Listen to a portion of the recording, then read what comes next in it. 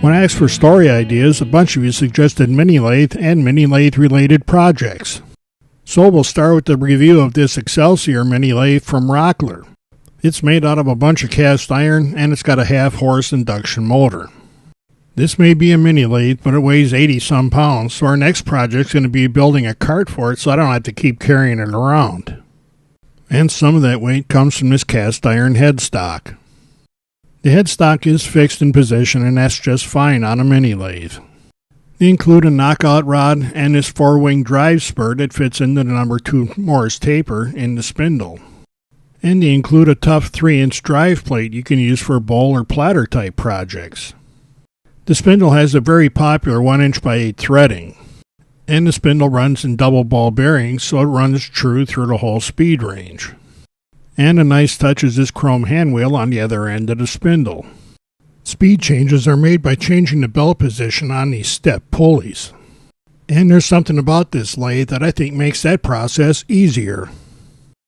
All of the mini lathes I tried before had spring-loaded metal doors, and they kept popping back up while you're trying to change the belts.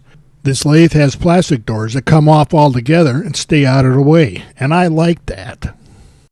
We have to relieve the belt tension. We do that by releasing the locking lever, lifting up on the motor, and locking it in place there. It's all tool-free and all right up front. I've already moved the belt one step on the lower pulley. Now I'll push it over to the next step on the upper pulley so they're matching in positions. And that's all there is to it. Then I go back around the front and apply tension to the belt. Put the covers back on and we're ready to start turning. One of the things I always check on a lathe before I get too far into it is how closely the centers align. If there's much of a misalignment here, you'll never get this lathe to run right. But we have no worries with the Rockler lathe. These centers line up perfectly. This lathe comes with a 6-inch long tool rest that fits into a cast iron banjo. The handle that locks the tool rest post in place is repositionable. That lets you put it where it's fully out of your way when turning, and that makes it a little safer. The tailstock is built around one very solid iron casting. The tailstock itself is locked in place with a single lever on the backside. Another repositionable handle is used for locking the tailstock quill in place. The handwheel on the rear of the tailstock has a spinner handle that makes it easy to move the quill through its 2-inch long travel.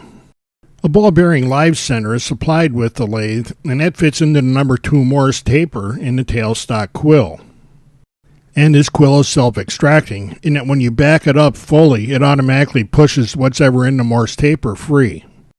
And now with everything checked, it's time to put some wood in this machine and see how it turns. This is about 15 inches of hardwood that I cut out of a pallet. I'm going to use this in an upcoming video tutor, but I needed to round it out, so this is a good test piece for us to try here. I purposely set this at the second highest speed to see if I can get any vibration out of the machine, but there's nothing that I can feel at all. And keep in mind that this lathe is just sitting on the rubber feet it came with. It's not bolted down to the cabinet it's sitting on.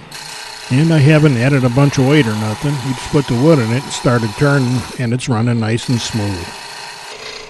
After rounding the piece out, I'm just going to cut a little shape in the end just to see if there's any control problems or vibration that show up. I'm using a 3/8 spindle gouge, and this is a good tool for revealing vibrations if you're starting to get them in the wood. But neither me nor the tool are feeling anything. Everything's cutting nice and smooth. So we've cut a little V-shaped bead in the end of our short spindle piece, but I made this lathe cart longer for a reason, so it's time to put on the extension bed and see how it turns with that installed. First I had to remove the 2 hex head cap screws on the end of the lathe bed and remove this plastic cover. And that reveals the surface to which the extension will mount using the same cap screws that we just took out. Before installing the extension, we have to screw in the rubber feet that came with it. And there's nothing fancy here. We just screw them in and run them down snug against the boss. Then I can roll the extension over, set it in position, and start putting the bolts into it. You have to reach underneath to get the bolts in place, but there's a lot of room there and it's pretty easy. With both bolts installed and snugged down, we need to align the ways, and we want to take a lot of care in getting this right. We need the middle edges perfectly aligned, and the ways have to be perfectly flush with each other. This is liable to take a little wrapping back and forth with a dead blow mallet, but take your time and get it right. The ground surfaces of the lathes have to be perfectly flush with each other as well to make sure that the tailstock will slide through this joint easily. To make sure that our centers line up, we need to put a good straight edge down the lathes across both pieces of the bed and make sure that everything's level with each other. And I found here that I had a tiny gap beneath the straight edge right at the joint. I noticed that the feet at the end of the original lathe, sort of in the center now, were actually suspended a little bit.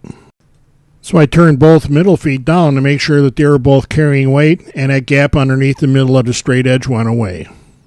With the bed extension installed and checked out, I mounted up this 38-inch long piece I had from another lathe test years ago, and since then this piece warped a little bit.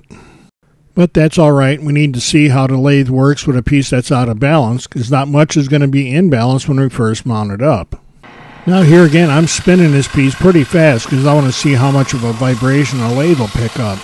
I can feel the intermittent contact in the tool itself, but there is no vibration in the lathe.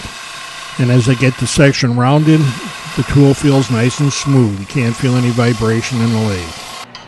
In here I'm rounding off the last little bit of it.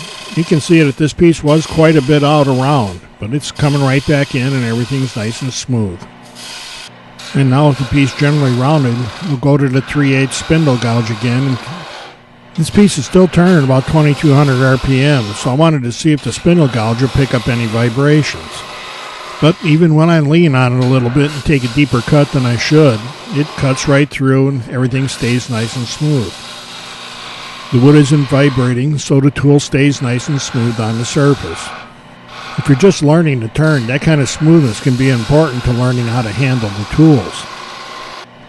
You'll find that you can start your own catches just fine. You don't need the workpiece to start vibrating or the tools start chattering, both of which can start a catch real quick. So if you've been thinking about a mini lathe, you need to check out this one from Rockler. This lathe is well made, it has all the features that you need, and it doesn't cost an arm and a leg. The fact that it comes from Rockler, a supplier many of us have trusted for years, doesn't hurt anything either. You need to stop and think about what you really want to do in wood turning and how much room you have available to do it in.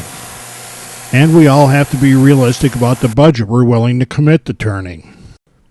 And I think there's going to be a lot of you that come to the conclusion that this mini lathe from Rockler is just what you need.